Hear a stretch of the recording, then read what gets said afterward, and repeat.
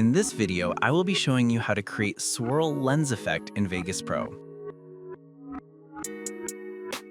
Inside Vegas Pro, head over to the Video FX section and look for a plugin called Lens Correction.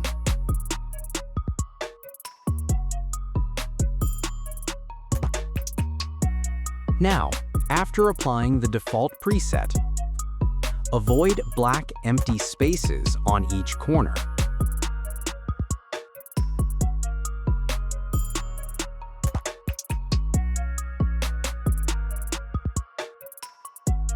By checking Show Distortion option, you will able to see actual distortion scale.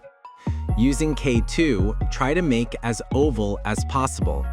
Make adjustment to your liking until you're satisfied. If this video helps, please share it and subscribe to the channel. I would really appreciate it, and I'll see you in my next video.